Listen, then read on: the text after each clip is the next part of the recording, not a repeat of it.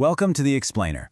Today, we're going to pull back the curtain and see how a really complex fictional character gets built, from the ground up, from just a tiny spark of an idea into a personality that feels totally real. So, our subject is this character called the Sketchy Monk.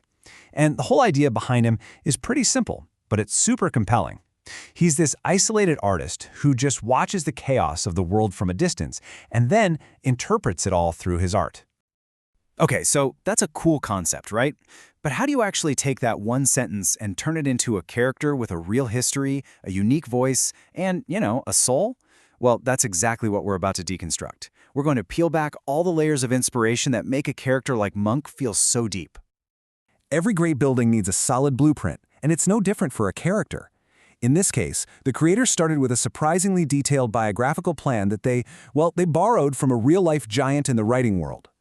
And get this, the actual source documents for Monk show something pretty wild. His entire life story, I'm talking his early jobs, his career goals, even his biggest creative projects, it's all a direct parallel to the life of the screenwriter Aaron Sorkin.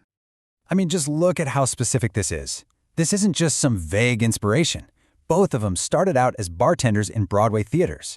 And their big break, it literally came from writing on cocktail napkins. This gives Monk's backstory a foundation that's not just believable. It's a path that's already been proven to work. Okay, so a detailed resume is one thing, but that's not what makes a character feel alive, right? They need a voice, a unique way of talking and thinking that really defines their entire world and their art. So to really nail down Monk's creative voice, the source material gives us a sample script of something he might have written, and it's set in the iconic Daily Planet newsroom, and it is pure, classic, rapid-fire dialogue. You can almost hear the typewriters clacking away. The whole scene just feels electric. And boom, right out of the gate, the scene just explodes with this classic journalistic dilemma. Lois Lane drops a bombshell, a huge political scandal with a ton of hypocrisy baked in. It's the kind of story that just screams Pulitzer Prize.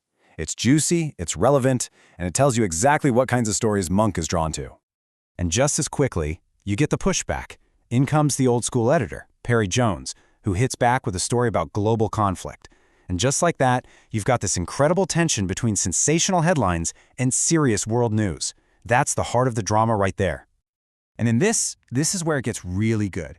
In walks Clark Kent, the moral center of the whole thing, and he just cuts right through all that cynicism. He says it's not about the scandal, and it's not about the war, it's about the truth. And that kind of powerful, idealistic dialogue is exactly what defines Monk's work. All right, so we've got the backstory and we've got the voice. But to make a character truly connect with people, he needs something more. He needs a soul, right? A core set of beliefs that fuels everything he does and everything he creates. Now this is where it gets really deep. The character notes make this incredibly powerful distinction. For Monk, belief is passive. It's just an idea you happen to have. But faith? Faith is an action. It's a principle you have to actively live out, and you sustain it with your own willpower. This isn't just playing with words, this is the engine that drives his entire worldview. And you can see how all of that comes together right here. These are the pillars of his philosophy. It's this amazing mix of ideas, faith as an act of will, a kind of stoic toughness, and this concept of being a modern-day monk. Someone who's withdrawn from the world, but still comments on it, using his humor almost like a sacred observation. So, let's put all the pieces together and see how these different elements combine to create a character that's not just complete, but has a real purpose. So there it is, the complete four-step formula. You start with a really strong, simple idea.